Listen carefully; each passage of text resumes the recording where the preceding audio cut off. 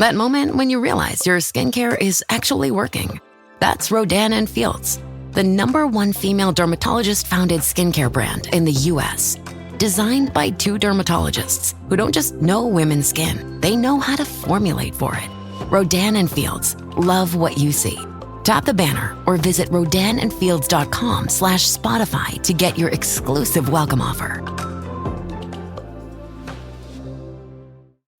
ChatGPT Plus is free for college students through May. Here's the thing. You've got a lot to do between now and then. Studying for finals, writing papers, trying to keep your life on track. And ChatGPT can help with all of it. It can quiz you for your econ exam, make a study guide from your French notes, plan out your meals and study breaks. It can get really specific on how you like to learn. It can even help you come up with ways to stop procrastinating. So from now until summer break, take advantage of all the ways ChatGPT can make your life easier. Restrictions apply.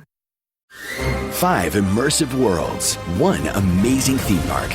Get ready to explore the all-new Universal Epic Universe, featuring the wizarding world of Harry Potter, Ministry of Magic, Super Nintendo World, How to Train Your Dragon, Isle of Berk, and Dark Universe. Epic Universe opens May 22nd at Universal Orlando Resort. Our universe will never be the same. Tickets and packages on sale now at universalorlando.com. Welcome to Wrestling with Heart, a podcast looking at pro wrestlers giving back to their community. Join me, Stanley Carr, as I interview wrestling's hottest names who use their platforms as entertainers to raise awareness and do community service.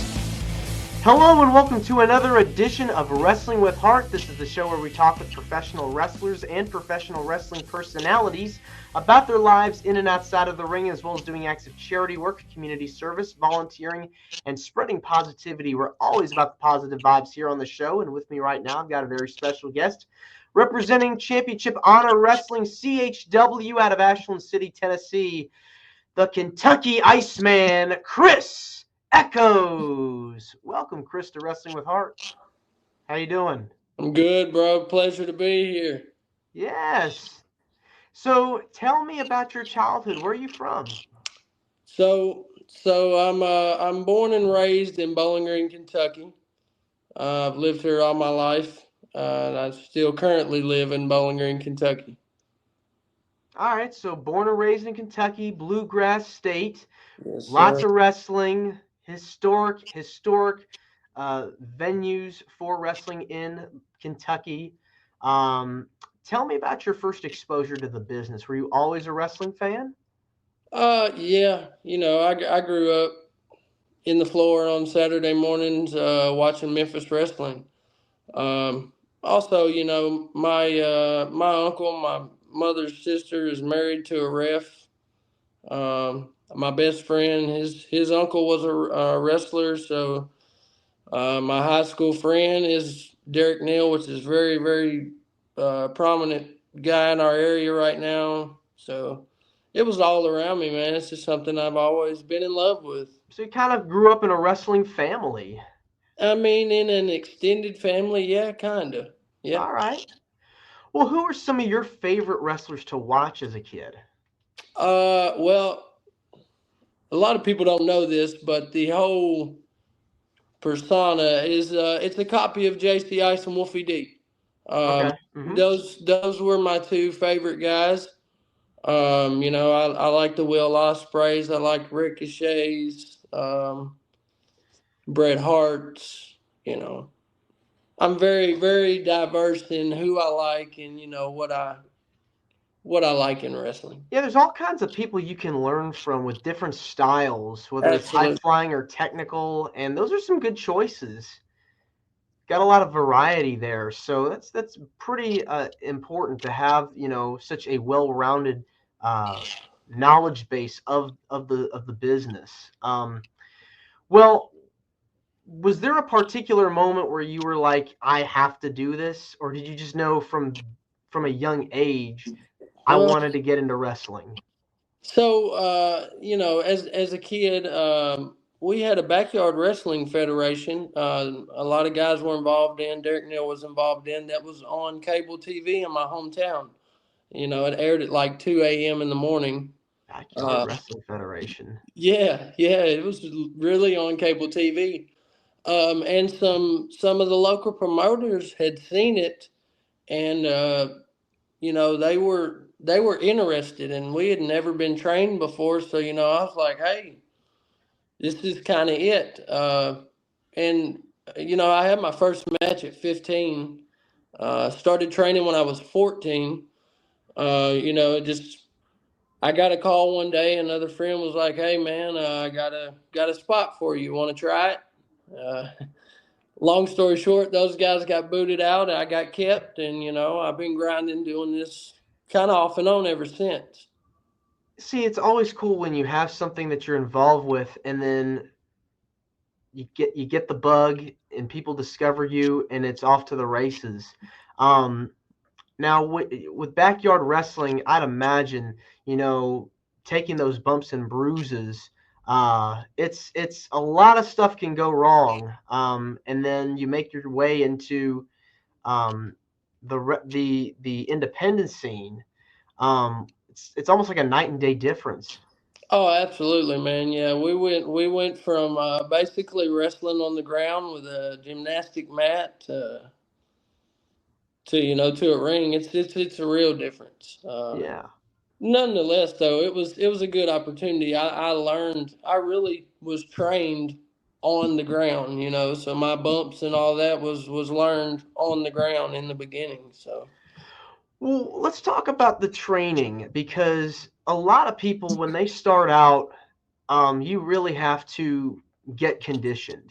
It's not ballet. It's not any kind of, it's a different kind of physicality that you're used to. A lot of football players and basketball players and collegiate athletes, they get their training. How was your experience learning how to wrestle at first? So, like I said, I started training at 14, which I played high school sports. I was in fairly decent shape. My son actually right now is currently training. I train him before most of the shows I do, and I'll have him ready maybe in the next 6 months or so. But um, training for me, man, it was like I said, it was really just tying the knots. My friend Derek Neal was trained by the headliner Chris Michaels, probably one of the best guys in the area. And he was coming back and teaching us guys what he was already learning. So really, my training, I was trained in Gallatin, Tennessee by a guy named Tin Man Tim Scruggs.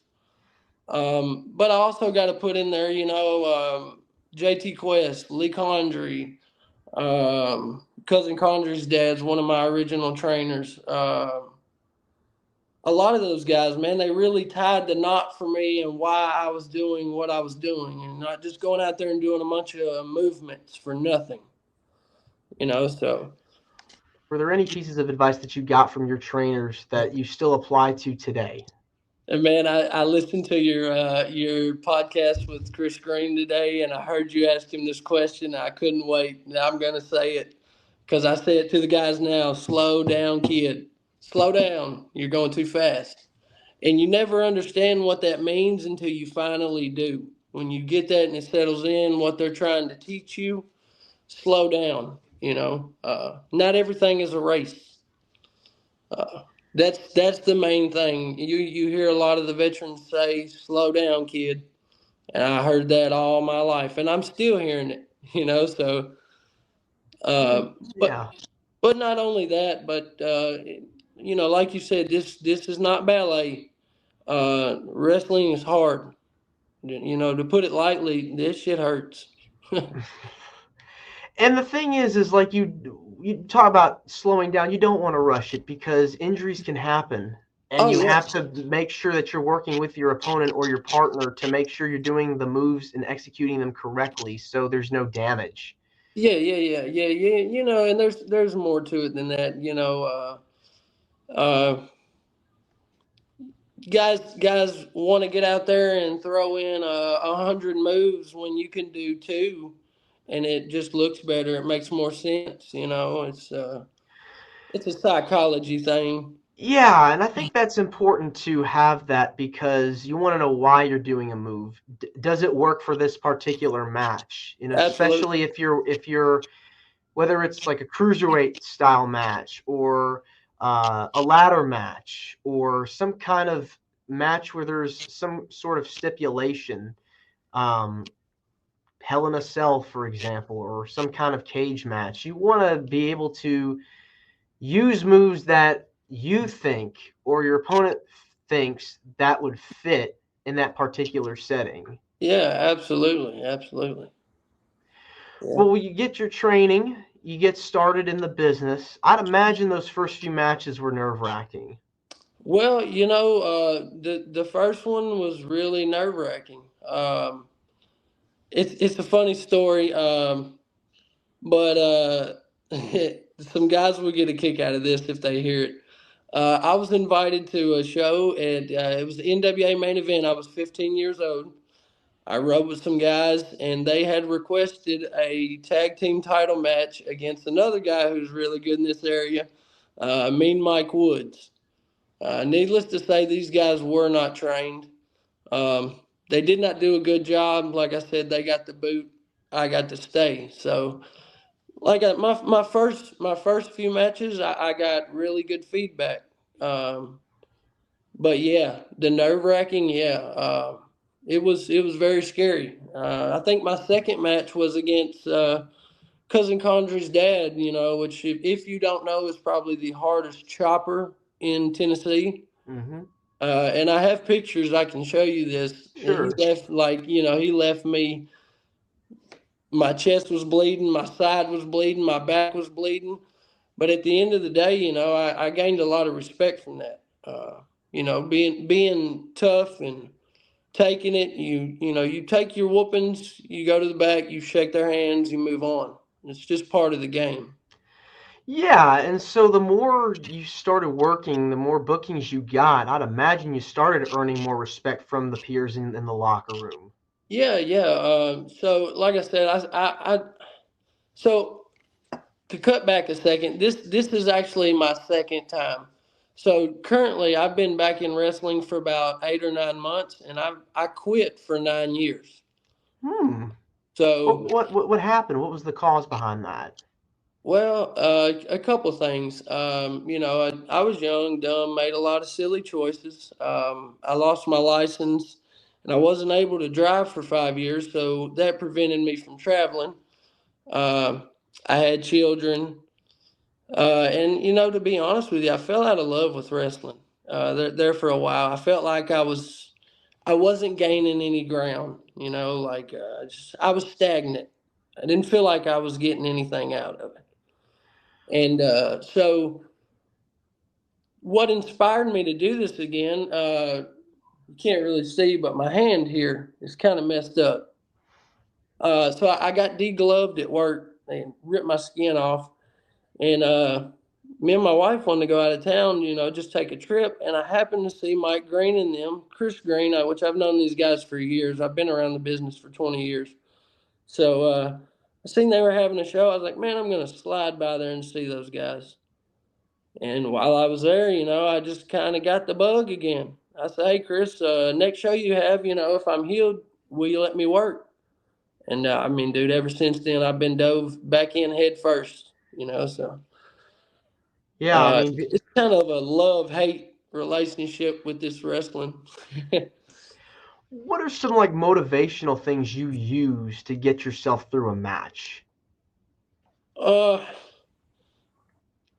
Man, that's really a good question here because my last show, which was in Lebanon, Tennessee, I went in thinking I was ready, but my conditioning was so bad.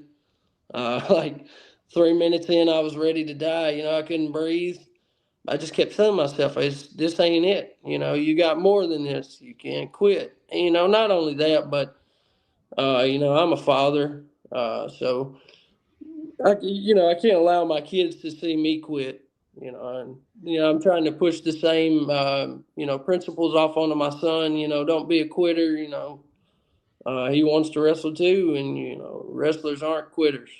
No, there certainly are not quitters. If it's in the blood, it stays in the blood. It's always going to persevere and keep going. Even when times get tough, you just got to keep on trucking. Yeah. Now, you've been involved with CHW for the last few years. You've had a long-standing rivalry with the Tennessee Badass. Let's talk about that. I've gotten to witness some of these shows the last few months. How did you guys tell me about your feud? How you guys started feuding with each other, and what was it like working together?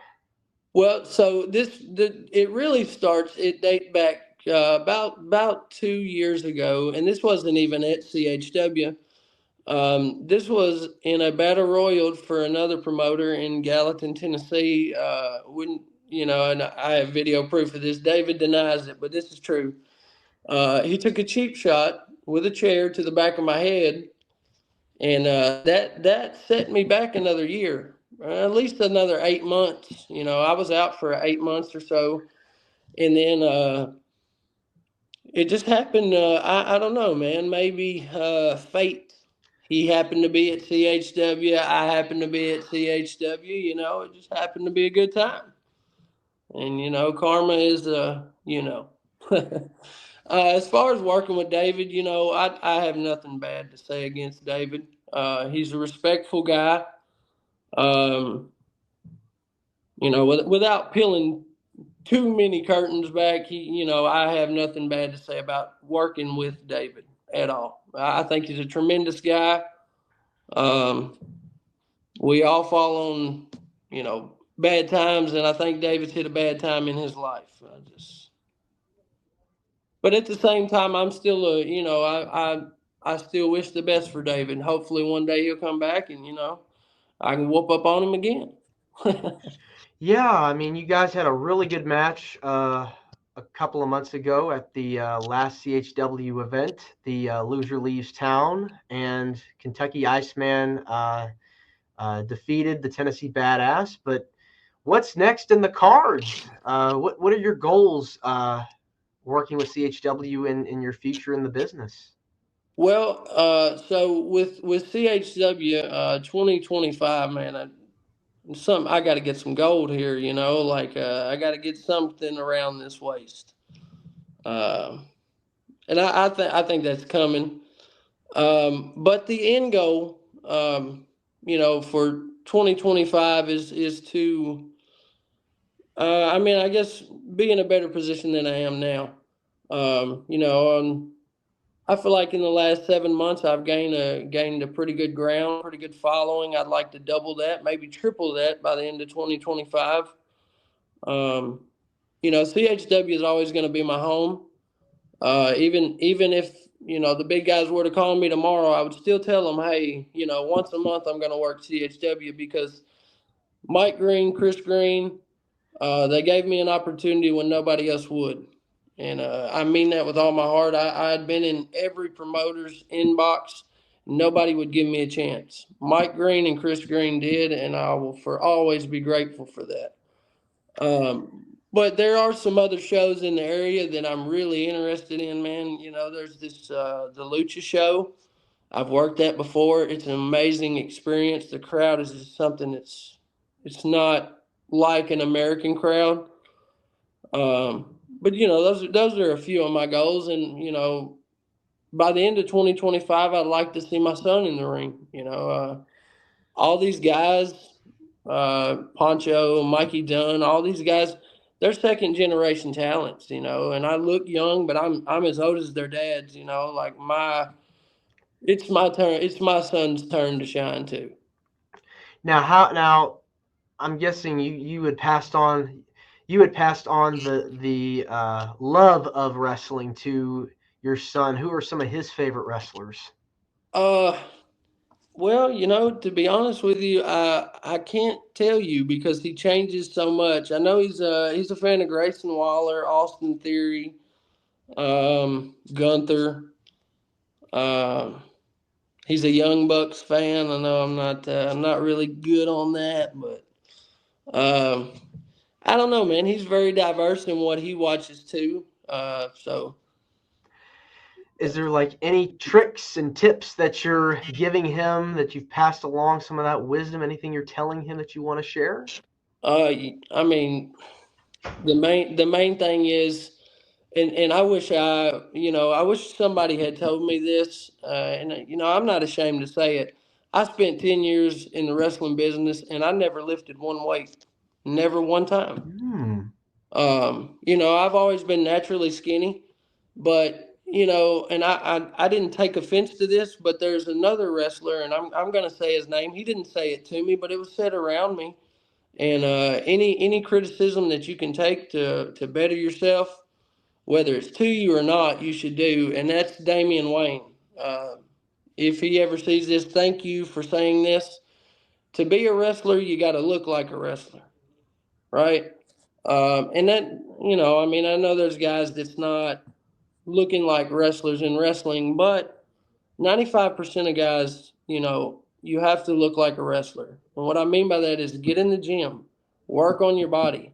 You have to look good in that ring, because at the end of the day, you're selling yourself, right? If you go to Walmart, you're not going to pick the product with the trashy package, the not to say trashy, but the one that doesn't look so good. You're gonna pick the one that's in the pretty package, nice bow. Hey, I want that one. Same with the promoters, So like I said, I'm in shape. I'm working out daily, and that's what I'm pushing on my son. If you really want this, this is what you got to do for it.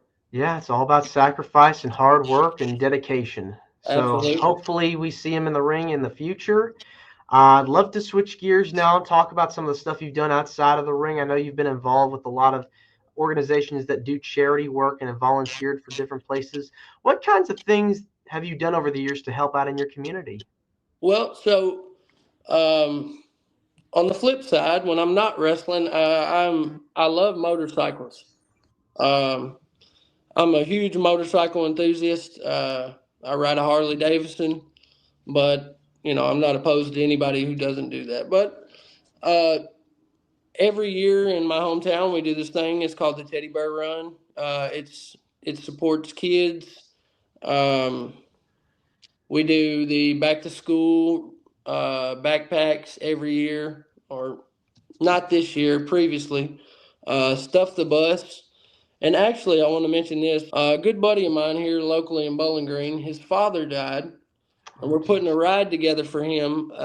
But this ride benefits, it's for a scholarship in his name for, young men going into skilled trades. So this is a scholarship fund, we're putting together, which I think is amazing, man. His dad was an amazing man to consider, young adults, young men adults who don't have a vision of what they're going to do after high school, kind of such as I did myself.